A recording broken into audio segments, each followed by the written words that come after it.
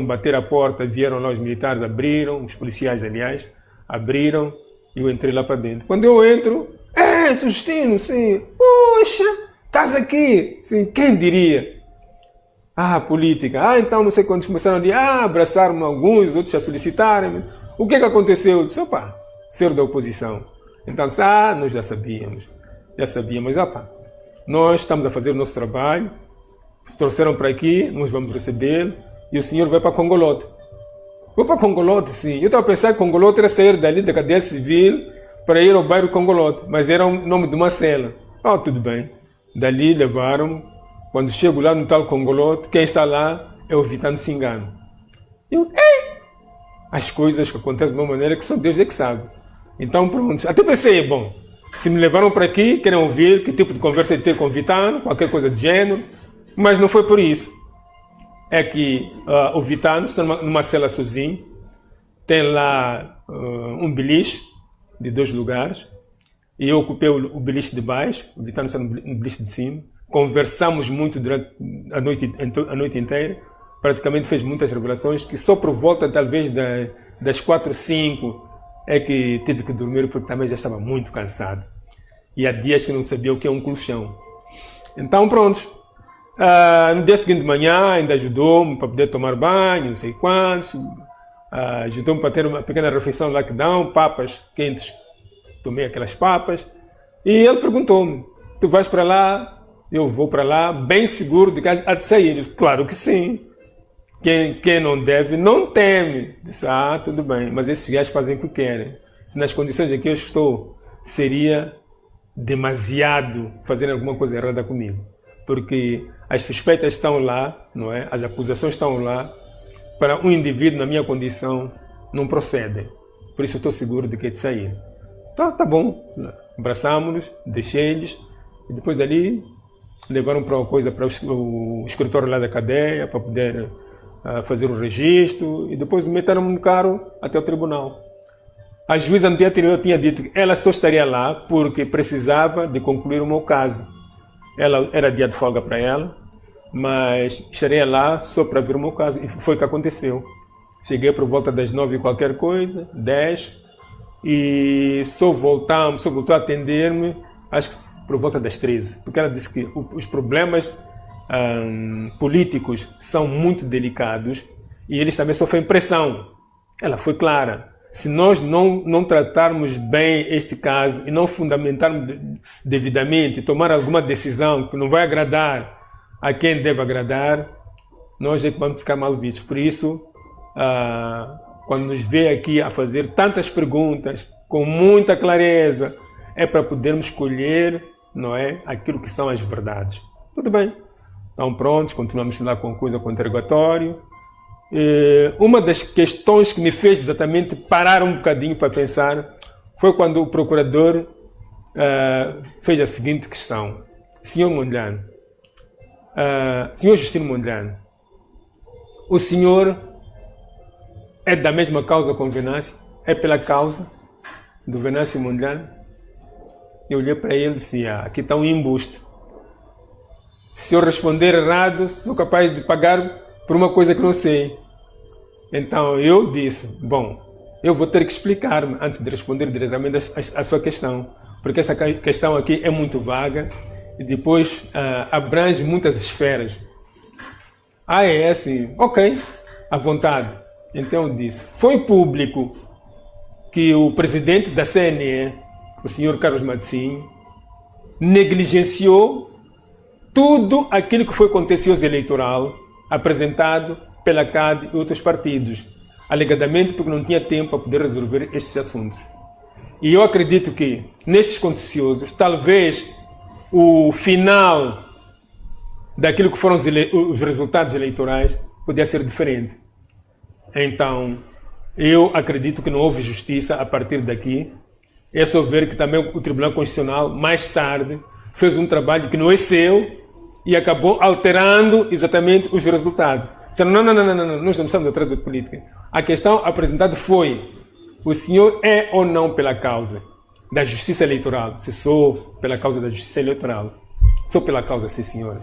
Porque há muita coisa que aconteceu mesmo a própria minha organização, a CAD, foi chumbada de forma deliberada, ilegalmente. Então chega. Então pronto, terminamos os quesitos, não é? Naquele momento. E a juíza disse, ok, agora vamos analisar.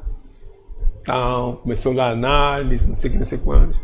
E pediu ao procurador, perante tudo aquilo que havia sido exposto, aquilo que ele conseguiu apurar, os registros que ele tomou, qual seria a medida de coação que devia ser tomada. Então ele disse, ele sugeria que pagasse uma caução de 20 mil meticais e que aguardasse o julgamento em casa. Perguntou ao advogado anuiu, a juíza ainda ficou uns minutos a pensar, depois disse, opa, ainda bem que o coisa advogado anuiu, porque muitas vezes os causidos, quando estão aqui, defendem a todo custo, mesmo vendo o esforço que a gente faz para resolver com simplicidade e os problemas. Mas também não tem outra hipótese, se há 2 contra 1, por mais que eu dê uma proposta diferente, há de ser exatamente a vossa a prevalecer. Tá bem, vamos dar 20 mil meticais de caução e vai aguardar em casa. Tudo bem. Naquele momento, o procurador pediu para sair, porque tinha algumas coisas para fazer. Ele saiu e a juíza voltou a referir. Os processos políticos são muito delicados e nós temos que trabalhar com toda a minúcia para poder justificar cada decisão que nós vamos tomar. Eu sou temente a Deus, tenho medo daquele senhor lá no alto, eu respeito muito e por isso não quero amanhã ter a minha consciência pesada em relação a isto. Mas a medida tomada foi essa, foi de consenso com o seu advogado. Tudo bem, eu disse muito obrigado, meritíssima doutora juíza. Eu não tenho nenhuma objeção, apesar de que dinheiro não tenho. Isso é menor, é o menor problema. Há de se ver lá em frente. Ok, então dali estabeleceu-se exatamente essa medida de coação, passou-se um mandato de soltura, tinha que pagar os 20 mil naquela hora, o meu advogado teve que adiantar, os meus filhos também foram buscar o que tinham na minha conta, na conta deles, juntaram e conseguiram pagar os 20 mil ao coisa, mas em contrapartida o próprio advogado quer 25 mil, eu não sei onde buscar esse dinheiro, porque aquilo que eu tenho como salário são 9 mil meticais por mês, o meu salário líquido. Por quê? Porque estava a preparar algumas coisinhas lá da minha vida, contas mal paradas, contas de empréstimo mal paradas, por aí assim. Então, eu conseguia sobreviver com isso. Os meus filhos praticamente todos já são crescidos. Tenho 2 que são menores, que são da minha ajuda, mas não são do casamento. E é esta grande dor de cabeça que eu tenho. Quando me falam, quando me ligam, não sei quantos. Mas o que eu tenho a dizer é que eu compreendi ao longo deste processo todo, deste interrogatório todo, que a Frelimo mudou de estratégia de combate. Agora ela se escuda das instituições do Estado para atacar os seus oponentes políticos. Quando é um tribunal que te condena, você não tem como. Agora, quando era aquela altura, caçarem, baterem, molestarem, matarem, era visível que quem está a fazer esses ataques é a Frelimo. Eu até pensei, cada um confia nos seus próprios conhecimentos. Tendo em conta que o nosso chefe do Estado é um membro da Justiça, ele é o advogado 544, parece que é mestrado em Direito por alguma área qualquer por lá. Agora, então, sabe-se o que está a acontecer nesse país. Agora, doutor Justino, mesmo sem aprofundarmos aqui, eu mesmo ficamos com pouco tempo, farei aqui umas 2 questões. Doutor Justino, eu ontem tomei a liberdade tive aqui um discurso no qual eu teria dito que o doutor Justino, em algum momento, acabou perdendo a visão porque não teve dinheiro para pagar uma operação aqui em Moçambique. Não sei se isso é verdade. É verdade. O doutor Justino é um funcionário público. Sou. Onde é que trabalhou? Quais são as áreas que trabalhou como tal?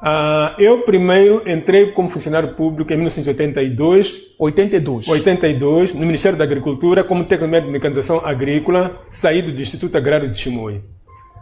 Em 1989, quando as empresas estatais começaram a ter problemas, eu fui concorrer para o Banco de Moçambique. E fui apurado, entrei no Banco de Moçambique em 1989, agosto de 89, em Chimoio. Depois dali fui trabalhar na Beira, aliás, formação, curso de ambientação na Beira, foram por 3 meses, e depois voltei e fui trabalhar em Chimoio. Mais tarde, quando o banco foi vendido, em 2001, eu fui reorientado, e saí dali e fui à faculdade. Então, concorri para a universidade como docente de português, porque já vinha dando aulas no curso noturno na Escola Comunitária Armando Emílio Gabuza, a Escola Comunitária não, Escola Comercial e Industrial Joaquim Mara, e depois dei aulas também numa escola que era do CIS, Escola Secundária 11 de Outubro, do CIS lá em Chimoio, e tive várias amizades por lá. Então, quando em 2001 saí, disse não, a melhor coisa é formar-me. Então, concorri, fui apurado para o ensino português. Fui a Nampula, fiz o meu curso. Quando estava quase a concluir o bacharelato, arranjei problemas lá por ter denunciado orgias que eram praticadas entre professoras e alunas, a troca de notas. E isso custou muito perseguição, aquilo que eu dei o nome de terrorismo acadêmico. Ministério da Educação, depois?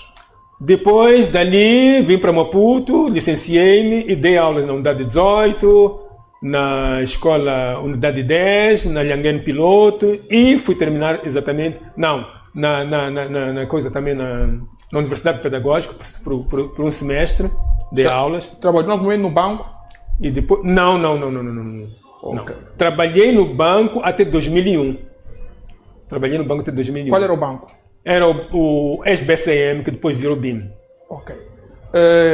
Estava a dizer que foi praticamente um funcionário público toda a sua vida. Sim. E quanto mais precisou, formou os moçambicanos durante muito tempo. Mas não teve condições de dinheiro para garantir que continuasse, tivesse a visão para continuar a formar moçambicanos, a transmitir a ser que é o conhecimento. E ontem, quando falamos deste assunto, nós realmente aqui no Diário do Povo não temos tido este espaço, mas alguns trabalhadores disseram, Mação, chama o Dr. Justino aqui, vamos ver o que vamos fazer por ele. Não é da nossa natureza, não é a nossa linha editorial fazer isto, mas neste exato momento o Dr. Justino diz que precisa de um valor para pagar, são 25 mil meticais. Sim, para pagar o advogado levou dinheiro dele e pagou, aliás, pagaram as despesas judiciais, mas agora falta o dinheiro do advogado. É por aí. Sim. Só por ali, quando terminou como é que se diz? O julgamento, né? A audição, faltava pouco tempo para fechar uns bancos. Então, quem tinha direito rápido para poder fazer a transferência e ter o documento era ele. Okay. Então, adiantou, e os meus filhos tinham coisa para o meu banco, ele também os seus bancos para juntarem o dinheiro, depois vieram e restituíram.